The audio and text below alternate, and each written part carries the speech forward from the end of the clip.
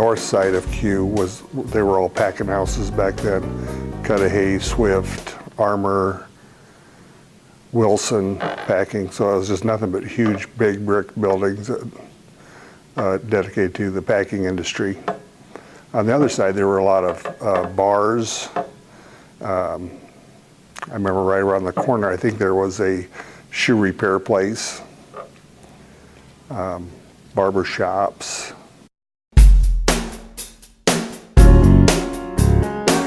We got in trouble there a lot.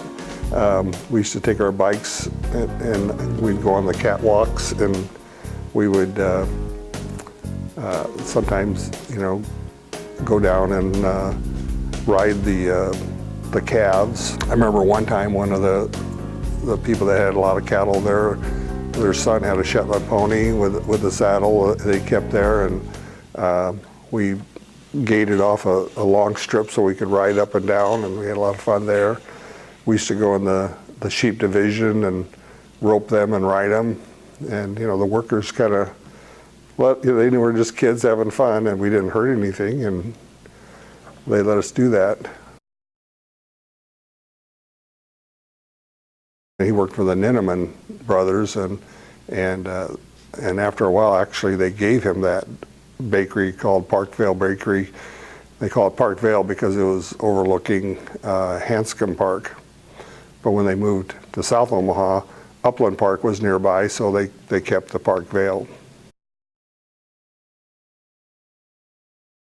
And the bakery actually started on like about 32nd and just north of Martha.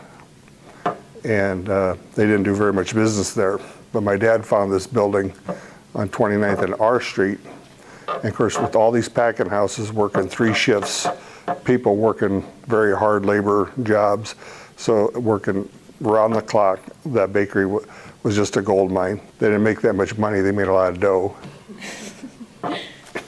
The business just was phenomenal there from day one with all the packing houses, and then it settled down when the packing houses settled down, but it was still a going business.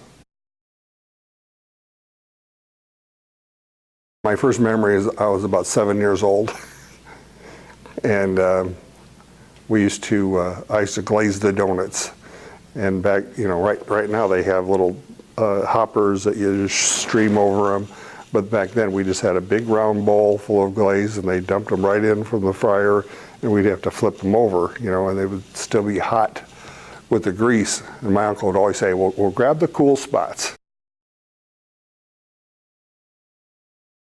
I would say it was Eastern European. Kolaches was a Czech pastry. Rye bread was, Polish, Czech. They all liked the rye bread. Hoska bread, that's Polish for twist, is like a sweet bread, kind of made like a hot cross bun with the fruit and raisins and nuts, but it was a twisted loaf. Danish cupcakes. Those were really like one of the best sellers. It's Danish dough rolled out, and we put cake frosting, cinnamon sugar, and then some chopped up nuts, and roll it up into like a rope. Then you cut them off and put them in greased cupcake pans. And so on the bottom it would get kind of like like the top of pecan rolls, and then it would be baked. The surface would be baked all on the bottom and all the way around, so it's kind of on the crispy side, and then frosting on top. That was our actually best-selling roll. I think we made like 200 dozen a week. Really, the overall feeling was, boy, you came to work, it was fun. Because you had your friends and family and everybody there, and the attitude was always, it was a happy place. It was like a family reunion every day.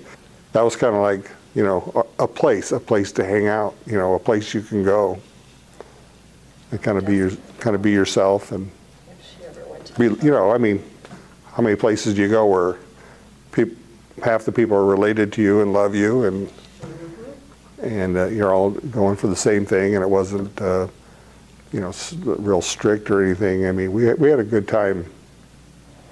It was a lot of work, but a lot of fun. There's a famous character, Lightning Johnson. Yep. He was friends with my uncle. 500 Club. Yeah, he'd come in the bakery, just dressed to the nines, and hat. Remember the fancy hat, and they were all friends. We didn't have any difficulty with anybody. My uncle had a heart of gold. We had people that were, well, I'll say they're alcoholics, and he would give them some work, let them wash some dishes and give them a few bucks and some rolls, but they always had a place they can get a cup of coffee and something to eat. And one guy would come in at 4 or 5 in the morning. He's out all night, and cup of coffee, and then we had a couple of cots in the basement, and he let them sleep it off, and but he was really big-hearted. I think it's doing great. You go down there and it's thriving. You see the vendors, the stores are all full. There's no vacant buildings. The traffic is good. I think it's very vibrant, better than ever, really. Well, I wouldn't say ever. When the cattle business was really booming, it was like this also.